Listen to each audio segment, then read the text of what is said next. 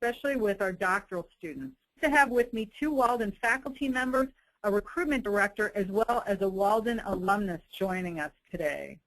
I'm Lisa Cook, Senior Director of Career Services, and my colleague, Career Services Advisor Nicole Skalski, will also be joining us on this webinar.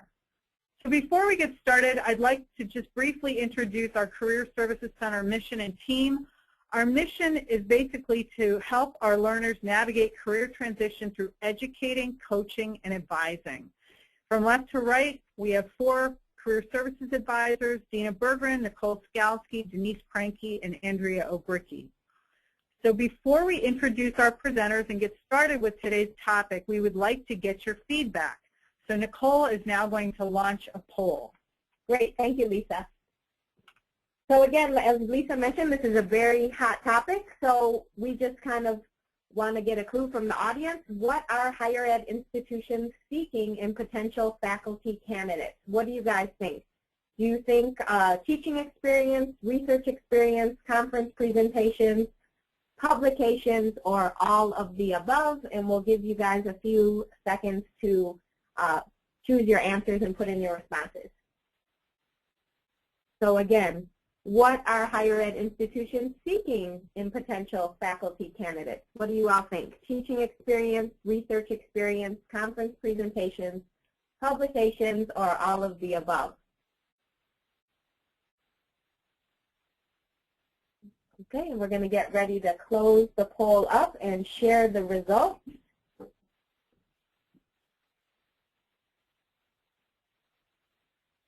Okay, and it looks like almost 90% of you said all of the above. Great. Way to go. You guys are on top of it. So great. We're going to address a lot of those answers today and how you can be more prepared with all of our faculty experts. And we'll get on with our topic and introducing our presenters today that we're so happy to have. Great. So we have 2 Walden faculty members. Dr. Stephen Tippins has his PhD in business. He's a contributing faculty member with Walden School of Management. He's got 25 years of experience with both online and brick-and-mortar institutions. He has expertise on hiring committees as well as an applicant, and he has promotion and tenure process experience. We also have with us Dr. Daniel Salter, who's the Director of Strategic Research Initiatives for the Center for Research Quality. He is a faculty member with the Riley College of Education and Leadership. We're also pleased to welcome Vaughn Emery. Vaughn is the Director of Faculty Recruitment for Laureate International Universities. He joined Laureate January of this year. He has more than 20 years of recruiting experience, including more than 10 years in higher education. He has an MS in Human Resources and Labor Relations. And in his free time, he volunteers to support college students and working adults with career advice, job search strategies, and resume writing, which we were really pleased to hear about here in Career Services. And so with that, since Nicole has personally worked with Wanda, I'm going to have her introduce Wanda Corner. Thanks a lot, Lisa. So I've known Wanda for the last couple of years, and she started working with me a few years before she finished her program. She finished PhD management last year. She has her own consulting business, Corner of Success, and her expertise within the area of management is leadership, entrepreneurship, and organizational change. And 60 days after completing her program, she landed a higher ed teaching position. So we're happy to have Wanda here today and share her successes with our audience. Great. Thanks, Nicole. So the topics we're going to be covering today, we're going to talk about giving an overview of the higher education hiring climate. What's the difference between the online versus the traditional hiring process? And when I say traditional, I mean the on-the-ground institutions. And we're going to talk about ways to build your qualifications. And so this is going to be a bit of a different webinar from the way that we usually deliver our information, in that we're going to basically pitch questions to our esteemed panelists, and they are going to be addressing the questions that they feel most equipped to address. So with that, I'm going to go ahead and throw out the first round of questions. So the first one being, so how competitive is the process for applying for teaching positions? So this is Steve. You know, I've been working at on-the-ground institutions, and last year we had a position in business we had 166 applicants for one position. Wow. And I've talked to colleagues around the campus, and that was high. But you see regularly in the 60, 70 to 80 applicants for a position. So it's a highly competitive process. So do qualifications vary by institution?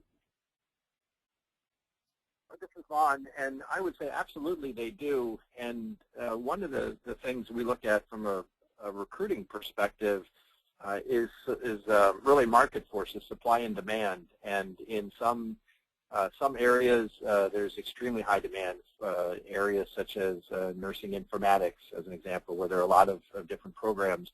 But we see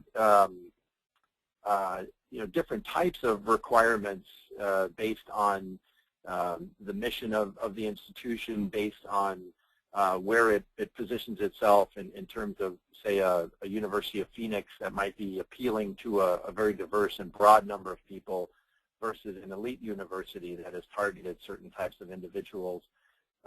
So some are more competitive than others, but you really, and even to Steve's comment about having 100+ candidates apply for a position, within those 100 or 130 candidates, there are going to be very different types of individuals that have different goals and different styles of approaching teaching and different expectations that they have.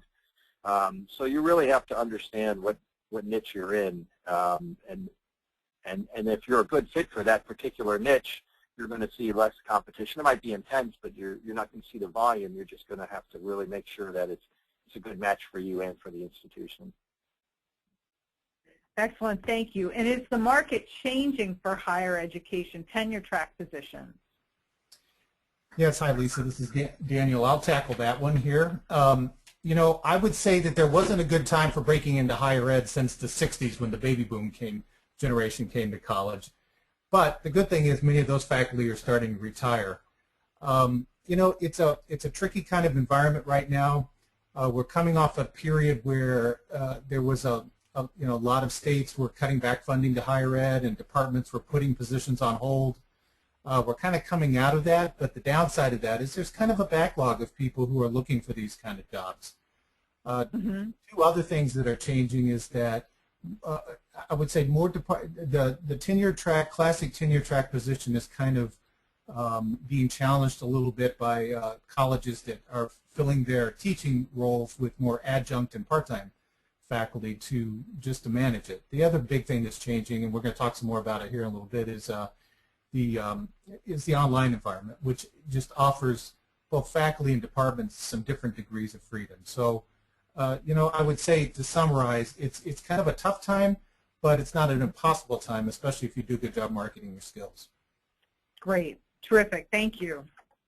Okay, so taking a look at getting a foot in the door. So how does one break into higher education teaching given the fact that it is becoming more competitive?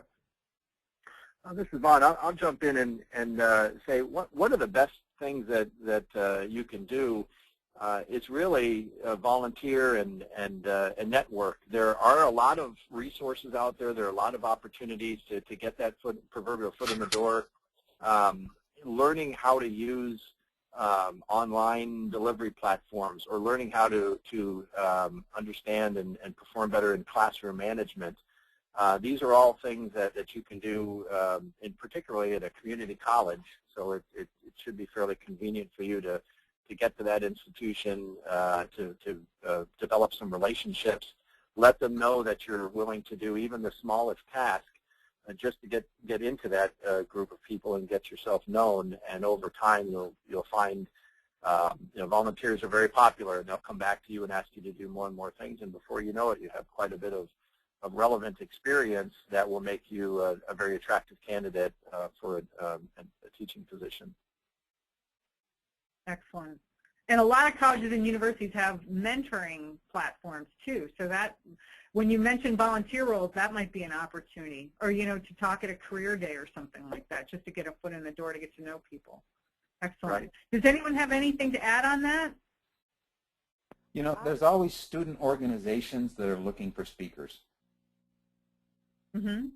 So that would be a great way to contact the Future Teachers of America or the Financial Management Association or whatever, that they have meetings monthly or quarterly or something like that, and they're always looking for speakers from the real world or something to come in, and then you start building up that volunteer portfolio. Excellent. Thank you, Steve. Great. Okay. All right. So let's take a peek at building your qualifications. So what should one highlight on a curriculum vitae? You know, this is Steve. I'll jump in on that one. Great. I would look at what the institution is looking for. You may end up, you know, if it's an institution that wants a lot of research, I would put research up towards the front. But if they're a heavy teaching institution, they're going to say research is okay, but we want to know how's your teaching, or what do you do about teaching, and what courses have you taught, and things like that. So that should be highlighted. So definitely know the animal that you're looking at.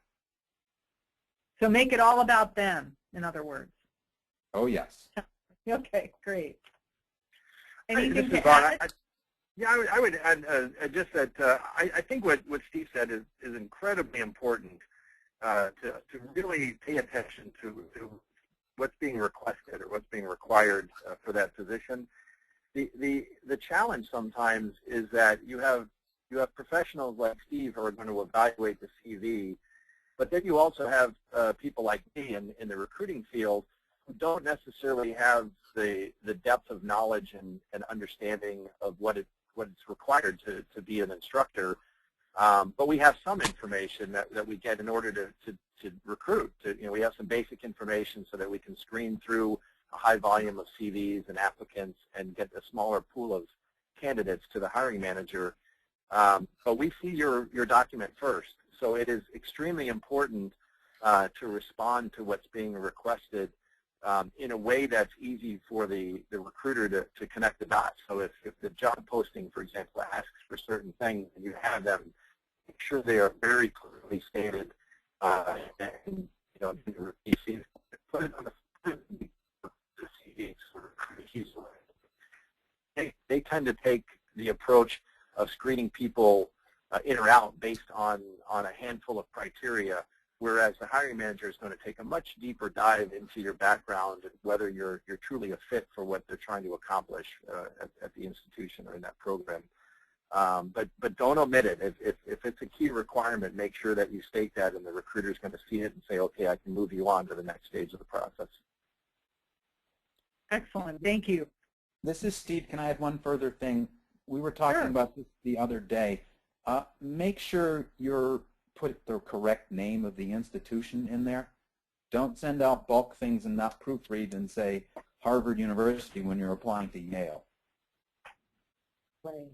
Great. So that very important eye for detail. Great. Is there a way to network with those in hiring positions to earn an advantage? Because we always talk about the value of networking when one is job hunting. Yeah, Lisa, this is Daniel. I'm happy to jump on this one here. I would say that it's important for many faculty positions that you keep in mind that faculty are not, they don't view themselves as a business. So out in the business world, it might be great to be aggressive and send out these sort of, I'm looking for a job and this is what I'm about and all that kind of stuff. In this environment, they're much more laid back. So your better strategy for networking with academic types of people are to attend professional conferences.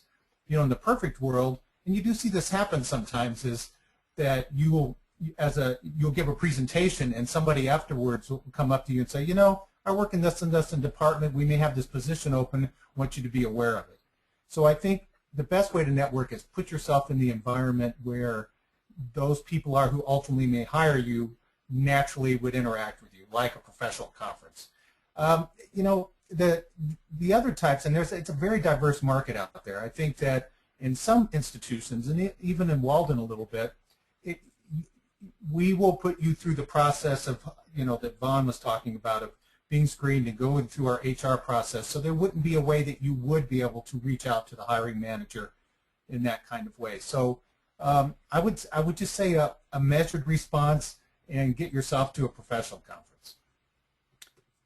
And this is Steve. I'm going to add to that first to echo everything Daniel said. I've seen this happen multiple times at conferences where people come up and say, hey, we're going to have a position, maybe you ought to know about that. The other thing you should be aware of at like state-run institutions, things like that, we know about a position a year or so before we can ever hire.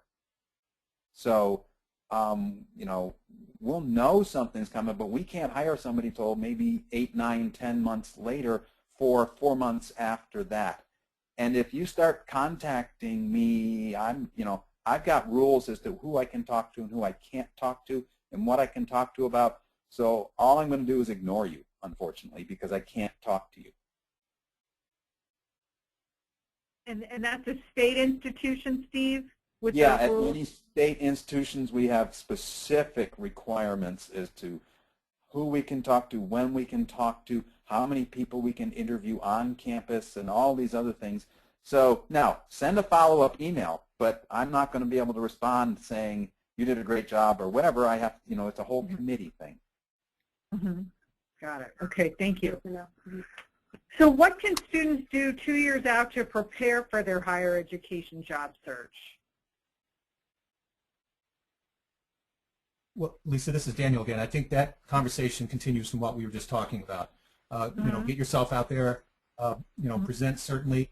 You know, we were talking before about one of the things that really makes you golden when you're coming, especially if you're coming into a tenure track position at research university, is some demonstration that you've done research beyond what you did for your capstone.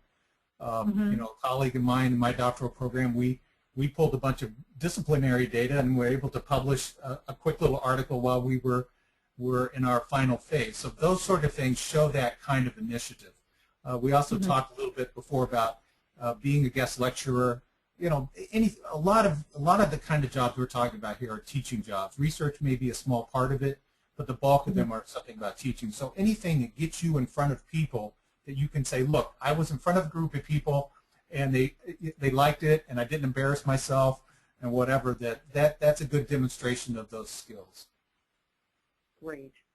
And Daniel, to piggyback on that question, are there ways that students can market their Walden program? You know, one thing I would say that kind of, you know, we get asked a lot about, you know, is it a good thing or bad thing to have gotten an online degree? I think my colleagues would say the same thing. The speed at which the world has changed around this is just phenomenal. I would say a thing that a Walden student has that a lot of other students from traditional programs might not have is that online experience. You know, more and more programs are moving an entire program online, doing what Walden did 10 and 12 years ago. So the firsthand experience of learning in that environment is a very marketable skill, a very marketable thing. I mean, not everybody's familiar with Blackboard, believe it or not. So I think those are the kind of things that a student or a graduate would want to stress in their CV or in their cover letter. Excellent, thank you. Okay, so let's take a look. We've talked about building your qualifications. Let's take an actual peek at the online versus the traditional hiring process. So who screens the curriculum vitae that are received, or vitae, I should say? The CVs that come in. Who screens those? Well, this is Steve again. In the brick and mortar, it's going to be a committee, usually.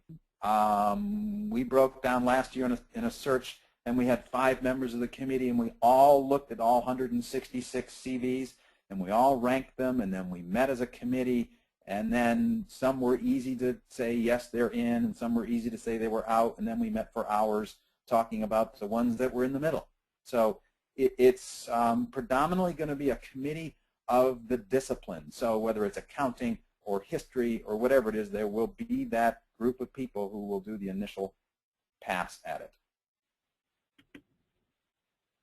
Okay, and Vaughn, is it different in an online institution? You know, I don't really think so. As I said, the recruiting function is on the front end, and it's really about volume and trying to get a more manageable number of candidates.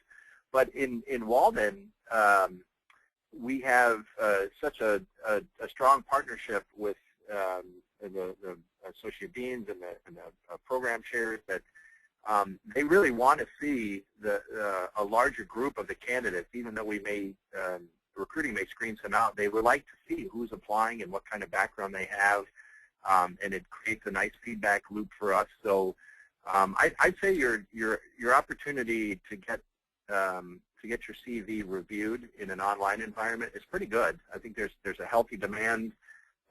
We rarely have a situation where we post an opening and we don't have sufficient applicant flow for that. Where it becomes challenging is if we're looking for something that's really a niche role with some highly specialized skills that are in high demand, then we may have to go out and look for people like that. But I think right now it seems to be a very healthy process.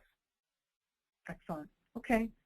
So looking at the interview process, so how does this differ between online and traditional institutions?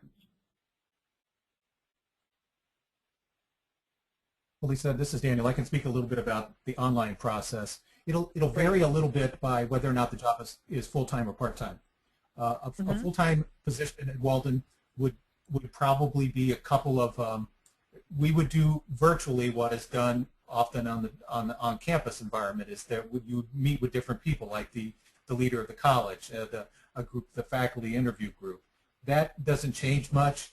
Probably be a phone conversation. I don't know many that have completely gone to video yet. That some do, some don't. A part-time position, you may only interview or get interviewed by who you would be directly reporting to, whatever program leader or academic person. Because it's part-time, they just don't invest as much energy in that in a big complicated. But if you're coming in as an administrator, as an associate dean or something, you might actually get invited to the university office there in Minnesota to talk to folks. So it varies by how far up in the ladder the job is. Excellent. Okay. And this is Steve. I'll talk about the traditional process. Of our 166 applicants, we screened down to 22, and we were going to a professional conference.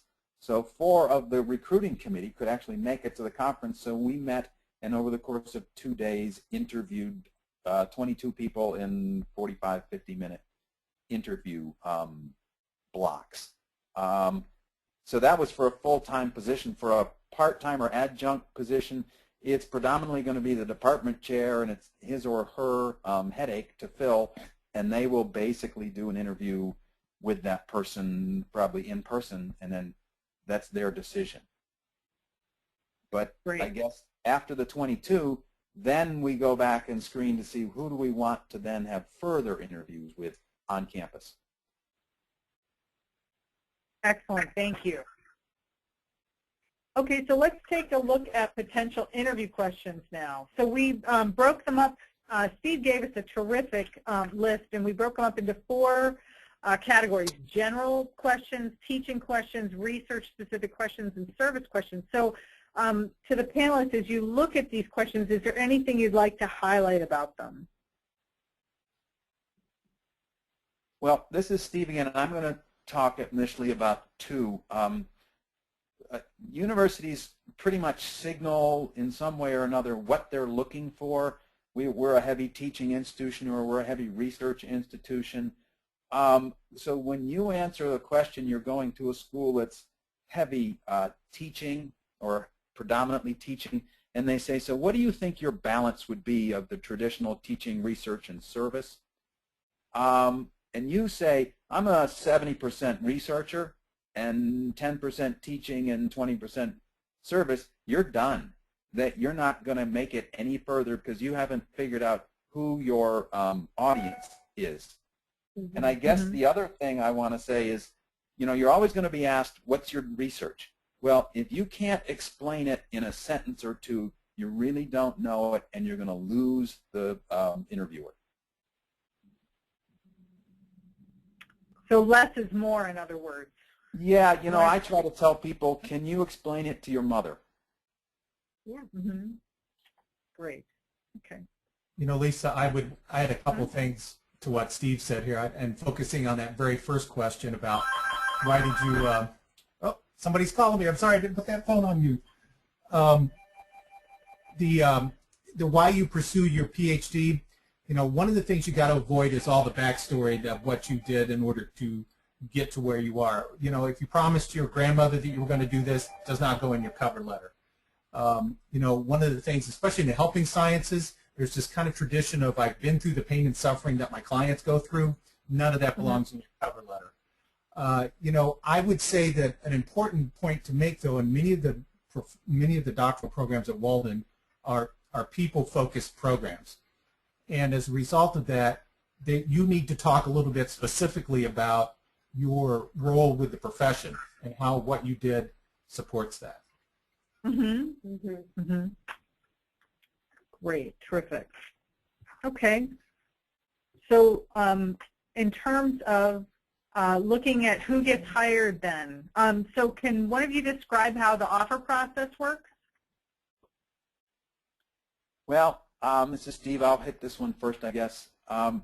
Once you've been through the campus visit and you get to the offer point, they'll make you an offer of X dollars. And it's going to be communicated by maybe a dean or somebody like that. And this is where you negotiate. It's your only shot to negotiate. Once they have you, they have you. So you want to start saying, let's look at salary. Can we do higher? There's limited movement in most places as to what they can do. But it's now, what's my teaching load? And am I going to get summer teaching? And am I going to get compensated for that? Do I get a computer? Do I get research help? Do I get travel money? All these types of things is where you get it initially, and many schools have startup money to help you for the first year or two, and also this is where you negotiate moving expenses. Great. So the best time to negotiate is up front, as soon as possible. Right there, because once you've signed, the job I am in now, I signed, and 2 weeks later they lowered my salary by fiat, by the state, by the governor. So wow. Had I known that, I would have negotiated higher. Right, right. So Daniel, does it differ in the virtual environment? Yeah, probably a little less room for negotiation on all levels. Certainly at the part-time positions are very fixed amount of money paid for particular types of, here's how much you get to teach a course, here's how much you get to chair a dissertation. Those things are all spelled out before you even get there. There wouldn't be any room for negotiation. Maybe for a full-time position, depending on what it is, a little bit, but even there, not a lot of flexibility.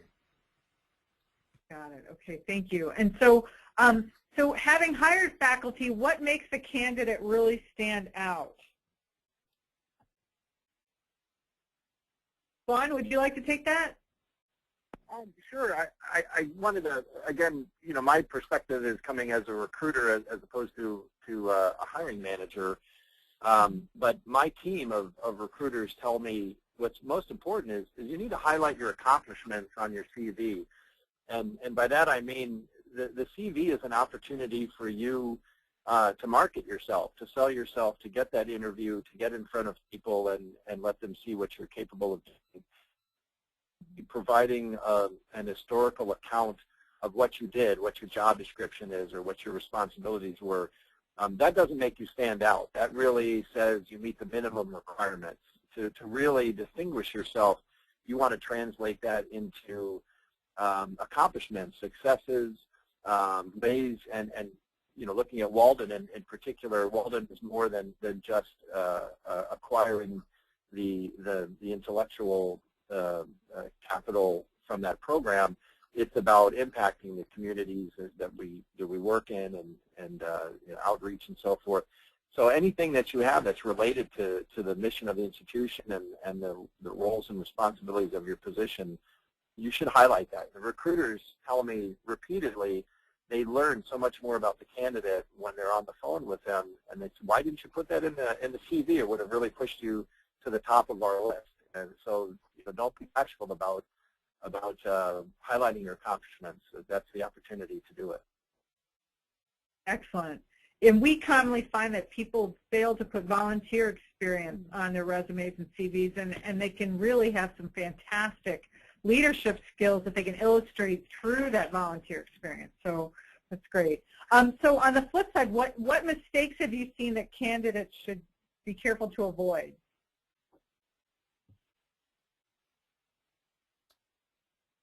Well, this is Steve. Lisa, this is Daniel.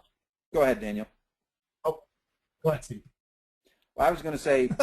Okay, I'll start. Daniel, go ahead. We'll have Steve go after you. I'll go ahead. All right. So I have like 3 little things here I'll just say real quick. For all this conversation we've been saying about marketing yourself, a mistake I think people make is that they don't see how diverse their skills are. Right out of my doctoral program, I actually taught at a community college, and that's a great place to go because they have a mission of drawing a lot of faculty in from the community. And I taught developmental psychology because I had that background. Even though my degree wasn't in that, I actually had those skills because of coursework and things that I'd done. So think broadly about what your accomplishments are. A second thing that I see students, and I'm as guilty as anybody, is not taking any risk. The faculty world is kind of complicated. My job at Penn State I got because I was willing to take the risk to go there and teach for a year because they needed a 1-year replacement. And that morphed into a regular tenure track position. The other thing that I would say a mistake I think students make is they don't have a thick enough skin. This is a really complicated, difficult environment, and some of the times the best people still slip through the net. It's not about you. And I think that that's just an important lesson through all of this as they enter into it.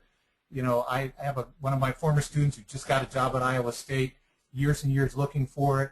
Patient, and he has found exactly the perfect thing for him. But it took a while, and it took some really negative things happening, but he got there. So that just stuff needs to roll off. Now, Steve, sorry to cut you off like that. No, you got great stuff there, Daniel. I would say proofread. Don't become overly familiar initially in the interviews, but also initially when you get on campus. Take a little while to get the lay of the land. I know a story of a candidate once who came in for an interview and ordered 2 lunches and asked if he could take it back to his room so he could have more later. So be on your best behavior. And at the beginning, be on your best behavior. And, you will find that in departments, you can have 6 or 7 people in a department, and there can be people that disagree with each other. So try to lay low for a while to find out who has the power and who knows what. Excellent. Thank you. Those are great perspectives. So now, oh, I'm sorry. Go ahead. Oh, I'm sorry. This is Vaughn. I just want to add one thing. I forgot who made the comment, but around having a thick skin, we've heard some great insight around the interview process and interacting with the different people. But unfortunately, one of the realities of a job search is you're going to get a lot of rejection, and many times you're never going to know why. In fact, you may not even get any response, good, bad, or indifferent. And it's extremely important not to give up. If you have a goal, we talked a little bit about volunteer activities and networking and belonging to different organizations. Those are really fantastic opportunities to talk to people and just ask them, what worked for you? Was there something you did where you found, once I did this, I changed my behavior, I changed my approach, I started to get more responses. And sometimes it can be very, very subtle, but it works. And if you can network with individuals and say, can you share your experience with me? Some people will put it out on a blog or in an interest group on LinkedIn or a variety of different places. But don't fail to ask them about that, because that could be the one technique that makes the difference between moving forward in the process and not. Excellent. Thank you.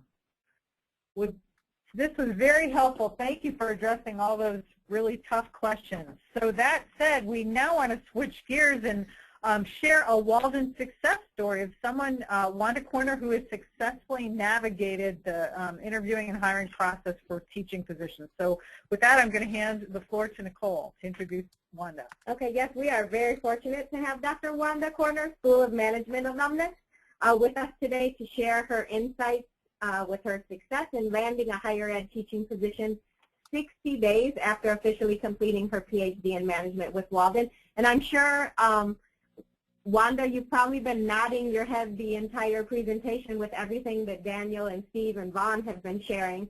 And so with that, Wanda, are you there? Yes, I am here, Nicole. Thank you for having me on today. Yes.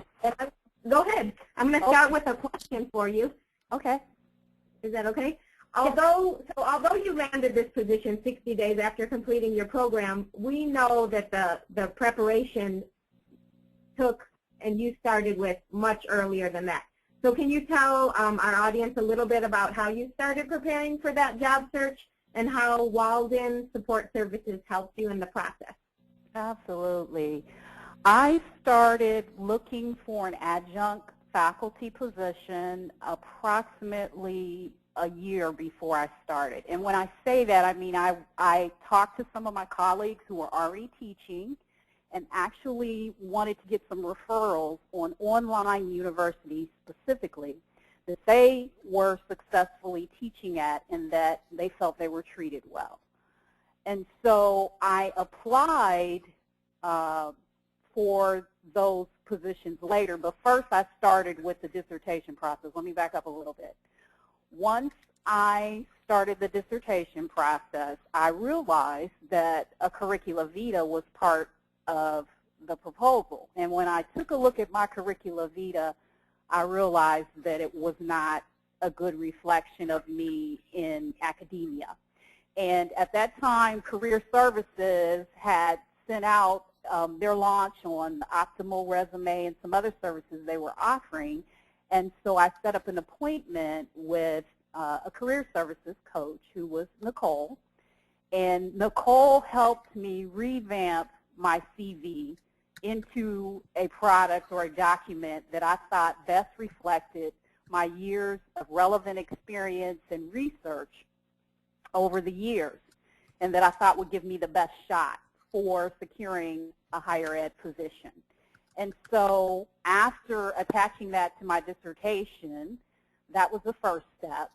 And I had 3 coaching sessions during that process of revamping my CV by phone with my Career Services coach, who was Nicole. And she did an extraordinary job of revamping that document for me. So after I graduated, I then, after my dissertation was approved, I reached back out to a university that I specifically wanted to teach at. And even though I had graduated, my terminal degree was not conferred. So they told me, while your curricula vitae was quite impressive, you must have a terminal degree and it must be conferred before you can be further considered. So a few months later, my degree was conferred, and I reached back out to them and applied again. And when I applied the second time, they actually had a phased-in step for their hiring process. It was very comprehensive and probably pretty competitive. One of the things I know they were looking for was a previous online experience. And years before, I had 4 years teaching experience as an adjunct professor of business, teaching in both web-based and face-to-face courses. So I believe that had something to do with it, and I taught a number of courses. And so they wanted the online experience, and during their hiring process, the things that they're going to be looking at, in addition to some of the things that were discussed earlier by Steve and Daniel, is number one, just the obvious, that terminal degree conferred. Number two, a really good curricula vitae, as was discussed before, that outlined some of your experience. If you taught at a community college, I think that definitely helps, as I had taught at a community college before I taught in a 4-year institution. They're also going to do a background check, transcripts, those are the normal things.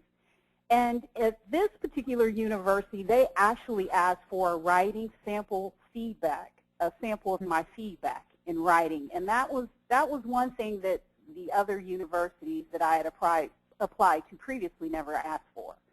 So they actually gave me a scenario, a redacted student-submitted paper, and I had to give feedback. And so they reviewed that as part of their application process. And then after they screened all the applicants who had made it through that phase, the next phase was for it to go to the dean. And then once it went to the dean, then the dean sent back all of the ones that he wanted to move forward, he or she wanted to move forward with the process. And then they made me an offer. And so this all took place. I actually graduated in August, and my official hire date was November 18th. So within about 60 days.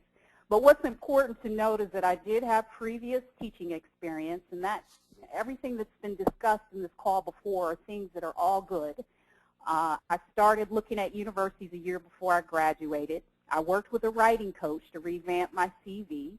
I applied to universities once my dissertation was approved. And just be prepared for the competitive landscape of online and face-to-face teaching, because it's changing every day and new opportunities are emerging as well. So that's my I story. That's great, Wanda. Thank you very much for sharing. Appreciate it. Okay, so with that, we put together a couple of word clouds as we wrap up, and it just kind of shows the top 10 job titles, and we want to emphasize of those that Walden doctoral grads who work in higher education and completed the graduation application survey with Walden. So the bigger the word on the visual, the more times it showed up on the survey. So you'll notice that instructor, professor, assistant professor are the ones that showed up the most. And of course, there are other career options that our doctoral grads pursue, you know, beyond academia. And actually, like Wanda, beyond the teaching, she also has a consulting business. So there are many other things you can do, and let's look at some of those.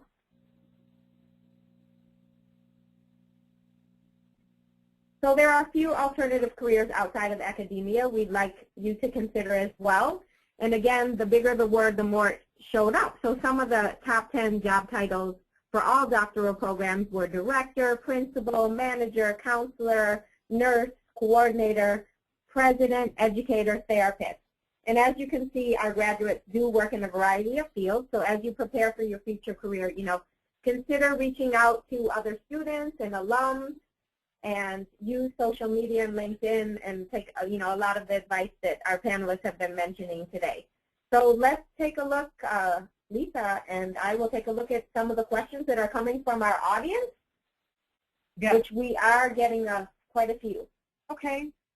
So Reba has posed this question. When you have an interview and you need to teach a lesson as part of that interview, do you have any suggestions for that? Sounds like a tough situation. This is Steve. You know, I've been recruited and been through the process maybe 10 times, and only twice have I ever been asked to teach, and I think that's a crime. Go with your best material that will engage students. So find something you know inside and out. Don't bore them, and come in and engage the students, because they're going to ask the students for feedback as well. Great. Okay, terrific. A question from Jen. Since the hiring process can take time, how is experience teaching MOOCs, either through hosted platforms like Udemy or through self-hosting viewed?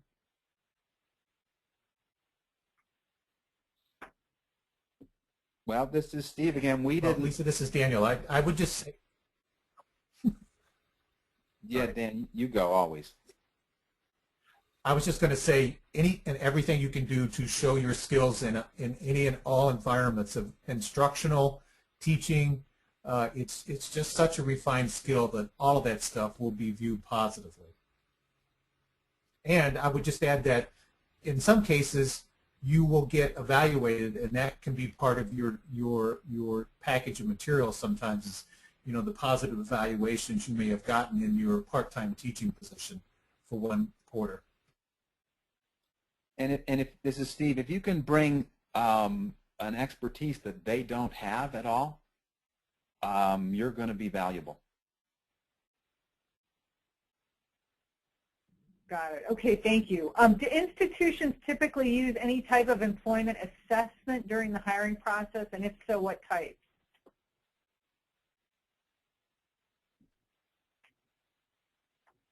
This is Steve. I can tell you the process we went through. Not so much an assessment, but we did call references and had, you know, a 40-minute conversation with references with the 3 finalists that we had. But other than that, it was just what we felt about the CVs and the interviews. Okay. Boy, the questions are just pouring in here. Is it a good or bad thing to name drop if a faculty member at the university you're applying to knows of your work or skill? Yeah, there's no easy answer to that. Yeah. Sorry. Yes. I just wanted to say one of the universities that I opted not to do that, even though someone that I really respected taught there. I did not do that, and I told them after I was actually hired that I was going to be teaching there. I don't think. Thank you, Wanda. Yeah. Okay. I'll take this next one. Is anyone addressing jobs in administrative departments? Many of us have higher ed degrees and are looking for non-teaching degrees. Actually, we did a webinar recently called Building Your Academic Reputation in Higher Education with an eye towards administrator-type positions more, and we're going to be delivering another webinar for alternative careers beyond teaching for our doctoral students later on this year. So yes, we are. And also Nicole addressed some of the job titles of those folks who veered away from teaching in that word cloud as well. Okay, let's see. I'm looking for other questions here.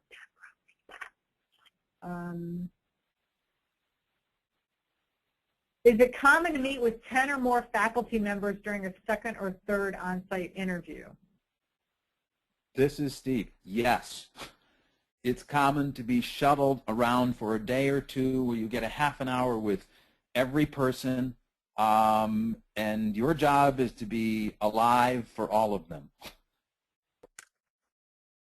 Okay. And if I could just add to that, Lisa, it's even more painful when you are calling in and there's a group of 7 or 8 people around a speakerphone interviewing you on through the phone. That's probably the worst for me, the absolute worst sort of thing to have to do. At least when you're in a real-time interview, you feel like you're in control of it a little bit, but you don't know what's going on the other end of the phone. Got it. Okay. Nicole? So one question is, when you have an interview and you need to teach a lesson during the interview? We did that one. You did that one. Okay. We're both trying to field the question. My control panel disappeared, so okay, I apologize. I have one. Let's see. I just saw one here. Oh, what is the best way to find volunteer positions at universities? Should you contact the school and ask if they're looking for volunteers? Do you all have any recommendations on how to do that, since we recommended that as a strategy, as a way to gain some experience and also get to know folks at a university? Well, this is Steve. I would contact the department chair of a specific department saying you're interested in being a guest lecturer or something like that, and or specific faculty for those types of things. Okay. If one has already sent their CV in and they'd like to add information to it and change it, is it bad to request to do that? Should they just leave the first version? That That's a tough one. is a You know what? I would say I would say that one of the things you're going to find with the faculty search process is it's insanely long sometimes. It may be, you know, they'll advertise in October for positions that start in August. So, you know, if it's a long, protracted sort of thing and there's something more that I think it's perfectly acceptable. For example, you get a publication accepted and it was 2 months since you applied, the committee's taken forever, they're not even, whatever, it's okay. You know, I wouldn't send one in and then the next day send an update. So if it's good information the committee wants, yes, I would just say recognize that these processes can be kind of long sometimes. And this is Steve, I would agree with that completely. The only limit I would have on that is many times you will have places that say, and the deadline is such and such a date. So they're not going to consider anything after that date. Got it. Okay, thank you. And here's a question on social media. Social media has become a popular recruiting tool in the business sector. Is this true in academia as well? For example, is LinkedIn an important place to have professional information posted? Is it important to have a LinkedIn profile? I'd say absolutely. We use that extensively to find candidates. I mentioned earlier that sometimes the specific requirements result in a smaller candidate pool, and we have to actively pursue people who may not be aware of the opening that we have. So, you know, it's great to have that, to have yourself out there, whether it's on a Google Plus profile or LinkedIn or wherever it happens to be. As long as it's done professionally and it's updated, I think it's a very good resource. And this is Steve. Yeah, Okay, Danny, I'm going to go this time. This is Steve. We didn't check anybody's LinkedIn, but the one thing that schools will be doing more and more of is going to places like rateyourprofessor.com and looking at if people have taught before and what students have said. So social media. Yeah, I would just add to that. I would add to that, Lisa, that you know, search committees are not actually supposed to do that, and you know, I've had my finger wagged at me several times here by our HR department. Not that I've done it, but just say be careful what you do from a search standpoint. I would just say back to what Vaughn was saying. Great to have a LinkedIn thing. Just make sure you clean up. I actually had this on my list. I forgot to say it earlier. Clean up your online identity. We should not. Somebody should not be able to search on you and find your pictures from spring break from 1992. That, you know, just know that even though they're not supposed to often search for you on Google or anything, they'll do that anyway. Great, got it. Okay, and I think we're just about out of time. I'm going to pose one more question. Do CAMs, knowledge area modules, count as writing samples when one is applying for positions? Can I chime in on that one? Yes, please. I don't was thinking know. about she did the CAM. Yeah, I actually did the CAM-based program, and some of my research papers that I wrote in the CAM were, I felt were strong enough that I needed to mention them on my CD, and so I actually put those on there, and so I think it can help. And they were all about social change, of course, so it was a reflection of Walden as well. Oh, great. Thank you for sharing that. Actually, I will pose just one more. Oh, go ahead. I'm sorry. This is Steve. I just want to quickly say that I encourage my CAM students when they get to a particular section to move those into attempts at publications, and those are going to carry even more weight. Oh, great. I will pose just one more question because this is a theme that came in from several students. If they have industry experience but not academic experience, is that going to make them, is it going to be weighted more heavily in applying for an adjunct position or for an online university as opposed to a tenure track or full-time position in a brick-and-mortar university? Where is that going to be counted the most, industry experience as opposed to academic experience? You know, Lisa, I would say that this is where, and I think we've said it over and over again, people should do their homework. There are a growing number, and you look at Walden, we're even doing it, a growing number of doctoral degrees that are wrapped around professional practice. At Walden, we have the DBA, we have the DNP, we have the EDD. Those programs, they want a good mixture of faculty who have a lot of practical experience as well as teaching experience. So yeah, you know, for those kind of programs, you can definitely market your work as a practitioner as something that you can bring to the position. And this is, Steve, having been a department chair in the past, adjuncts are hard to find many times, just really hard to find. So work experience is great. Now, many places are going to be looking for that terminal degree so they can get them counted for accreditation purposes. So if you're looking for an adjunct experience, then the work experience will really show up well. Great. I agree. Okay. This is Wanda. Thank you. Great. Okay, so we're going to go ahead and wrap up. So Nicole? Okay, so we just want to really thank everyone for joining us today. And we've been working really hard, actually, to develop last year and this year. And this webinar today will count, and we're going to add it to our doctoral webinar series that many of our presenters that we have on today, Dr. Daniel Salter, we have one on publishing, building your academic reputation in higher ed that Lisa mentioned. We talked a lot about creating a solid CV. So please refer to these resources on our Career Center website, careercenter.waldenu.edu.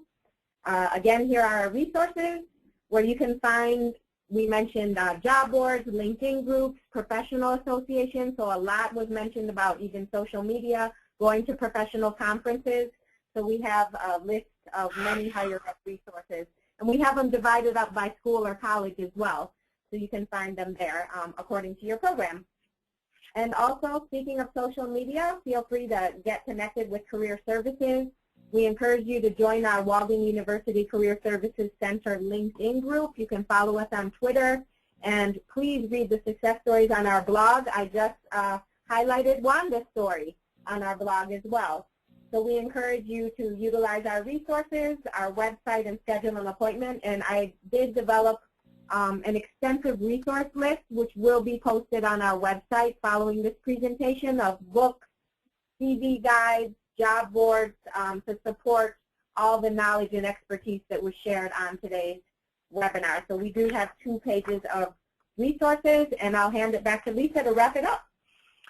So in wrapping up, you all will get a brief survey to complete when you log off the webinar. We really appreciate your completing that because we're looking for ideas for future webinars and always looking for ways to improve. So we're going to leave you with this quote from Phil Collins: "In learning, you will teach, and in teaching, you will learn." I just want to thank Steve Tippins, Daniel Salter, Vaughn Emery, and Wanda Corner for joining us today. Your expertise was invaluable. We really appreciate your participation, and we wish all of you a great rest of the day. Thank you.